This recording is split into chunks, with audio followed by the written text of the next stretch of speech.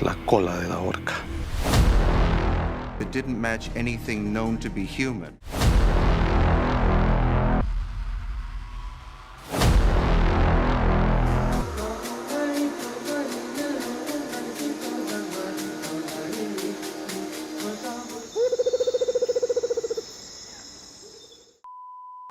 What's up guys, it's Jason here and welcome to my YouTube channel, Travel Insight. You might think about furry llamas and big tall mountains when someone mentions Peru, but do you know what else is amazing about Peru? Lithium. Recent explorations have revealed the largest lithium deposits in the world, creating a kind of lithium gold rush in the developed world to extract the extremely valuable metal. The various factions of the Peruvian government are arguing how best to exploit, to utilize this natural resource. Canada's Plateau Energy Metals has found 2.5 million tons of high-grade lithium resources and 124 million pounds of uranium resources at its Falchani hard rock deposit in the Pruno region of Peru. This enormous find will make Peru the principal lithium producer on the planet. If you add Peru's incredible copper mining activities, there's a great potential for economic growth. Although hunting tools dating more than 11,000 years have been found in caves, the first settlements which evidence domestication of animals are the camelid relief paintings in the Mullapunco caves in Calali, and they're only 6,000 years old. Ancient Peruvians domesticated the alpaca, llama, and guinea pig. In Cusco, the Incas built the largest and most advanced empire of pre-Columbian America, the Tawantinsuyo, which reached its greatest extension at the beginning of the 16th century. In 1531, the savage Spanish put an end to all that looking for gold. Under the brutal leadership of Francisco Pizarro, the natives were reduced to slavery and their history was erased. Today, after centuries of bloody internal civil wars and a long legacy of abuse and foreign imperialism and interventionism, Peru stands at a crossroads between democracy and military dictatorship.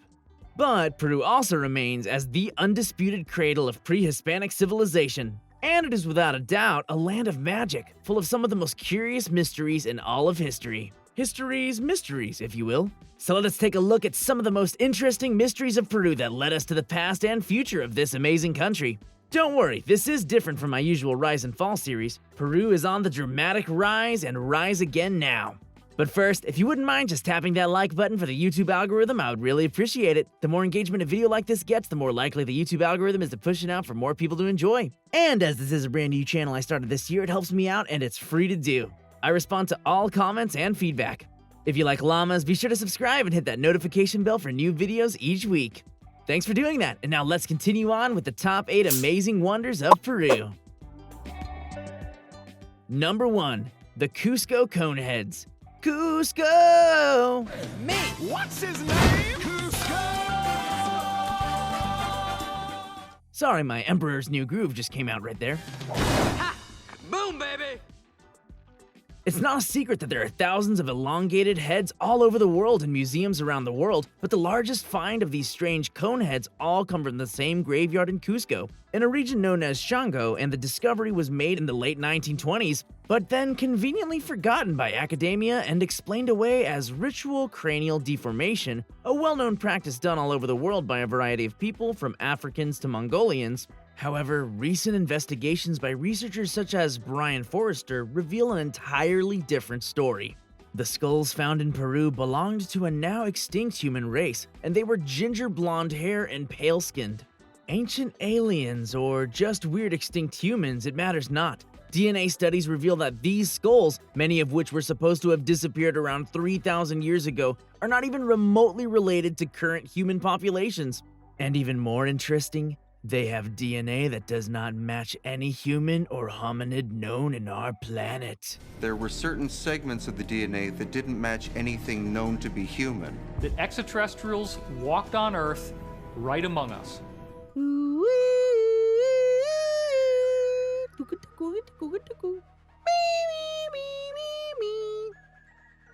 Number 2. The Nazca Lines.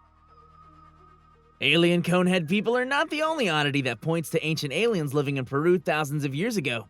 Giant artworks that can only be seen from the air, the Nazca Lines are one of the most perturbing mysteries of the ancient people of Peru. Why were they made if they can only be seen from the air?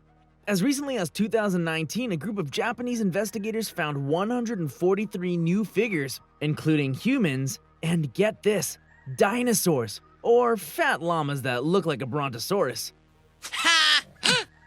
The first published mention of the Nazca lines was by Pedro Cieza de Leon in his book of 1553, and he thought they were roads.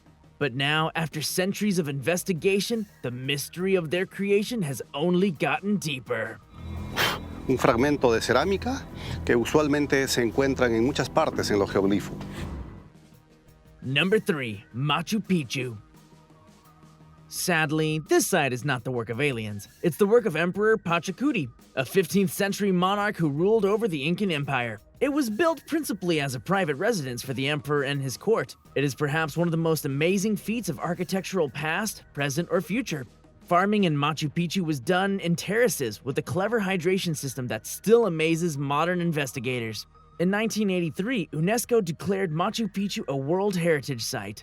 But how did the Peruvians get up and down a mountain to bring other supplies? And why would they build in a mountaintop to begin with? With the arrival of the Spanish, the site was completely abandoned by its owners, perhaps so that the Spanish would not profane it or its treasures.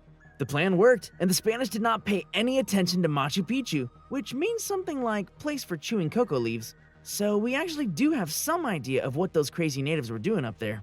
And the site was not discovered until 1911 by American historian Hiram Bingham. What about modern Peru? More importantly, it is a land with one of the most important mega biodiversity populations, with 21,462 known species, of which around 6,000 are endemic to the land, and perhaps many more new species still to be discovered.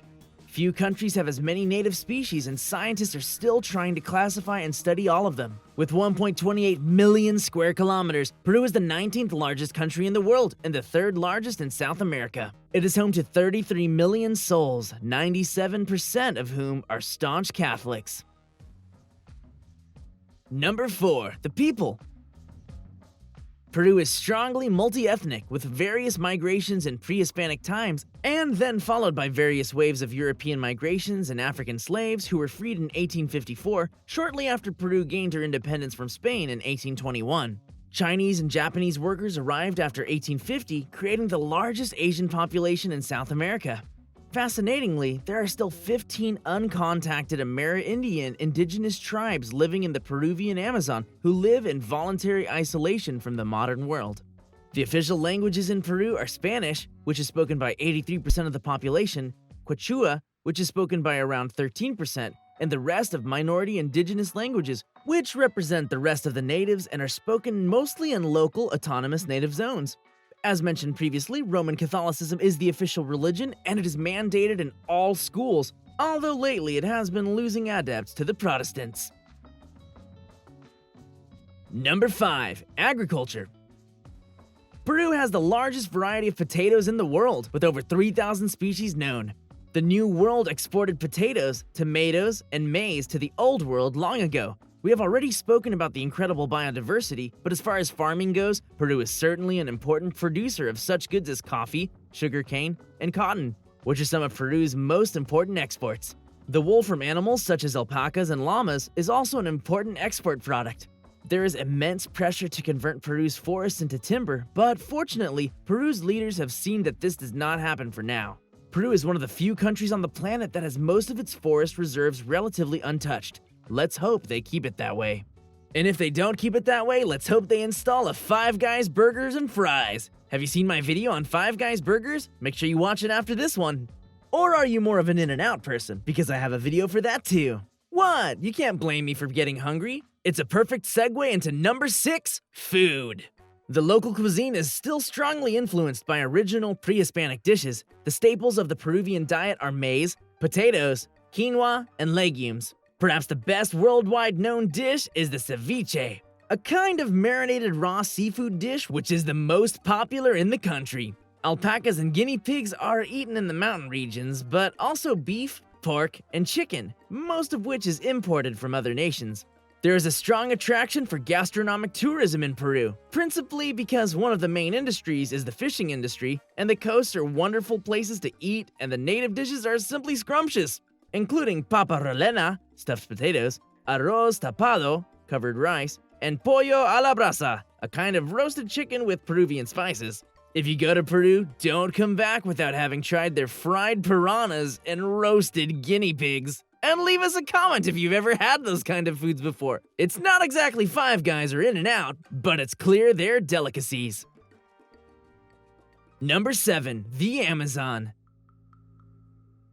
No, not Amazon.com.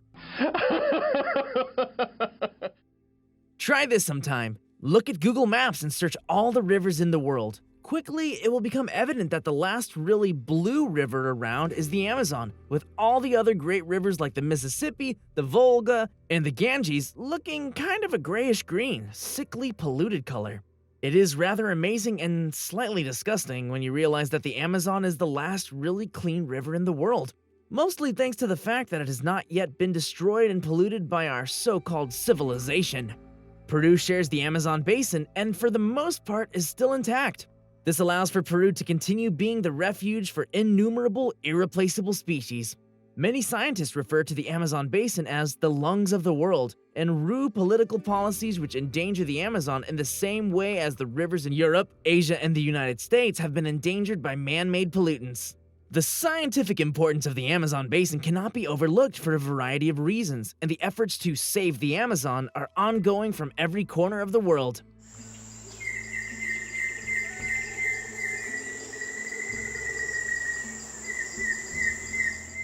And number 8, ayahuasca. One cannot speak of the Peruvian Amazon without mentioning ayahuasca. This ancient medicinal brew, which has been used in the Amazon by native peoples for over 5,000 years, is the combination of the ayahuasca vine and one of the various other DMT-rich plants like Mimosa hostilis or Syrian rue. Ayahuasca shamans have been using the concoction to cure a variety of mental disorders from addictions, neurosis, and various other adaptability problems. Recently, thanks for the effort of celebrities like Joe Rogan and Graham Hancock, ayahuasca has gone mainstream and an enormous shamanistic tourism has sprung all along the Amazon, creating a new space for spiritual awakening and psychological recovery. The present and future of Peru. And that brings us to today. Right now, Peru is in the middle of a very exciting and dangerous presidential election. On the one hand, the leading candidate, Pedro Castillo, is known to be a leftist with socialist views. He will have to go off in a second-round runoff election in June against Keiko Fujimori, daughter of the tyrant Alberto Fujimori, who is now serving a jail sentence. Miss Fujimori has vowed to end the COVID closures. For a country whose economy depends around 42% on tourism, this is a vital point. The Peruvians are still sore over the Odebrecht scandal, which has frustrated the country's faith in their political system. Castillo has benefited from the scandal, surfing a wave of anti-establishment rhetoric, but he is fundamentally a fiscal conservative with socialist views, which might mean that all the natural resources in Peru will be nationalized, which generally does little to attract foreign investors. Badly planned exploitation of natural resources like the huge lithium deposits recently found in Peru could cause an environmental catastrophe to rival Brazil's wildfire epidemic. None of the candidates seem very preoccupied with this concept, and the vast majority of Peruvian people are actually fed up with the government in general because of the widespread corruption and abuse of power, which has only been more evident now during the pandemic. Fortunately, the Peruvian people have a certain resistance to this abuse, so there seems to be an opening for a new way of doing things, especially now that the extremely powerful influence of Rome has lost some of its mojo due in part to the rising popularity of Protestant faiths. So it's doubtful that things will be as they have always been before in Peru after these elections, and we can only hope for a true spiritual revival of the Peruvian people who have been led as sheep to the slaughter since the Spanish conquista. So, with that said, thank you so much for watching my video. There was a significant amount of research and production that went into making this video possible. As this is a brand new YouTube channel I just started this year, if you enjoy videos like this, please click that subscribe button and hit that notification bell. If you haven't seen already, check out my video on the rise and fall of New York, or the top 15 states that everyone is fleeing. As always, stay happy and healthy, and stay tuned for another episode of Company Insight next week.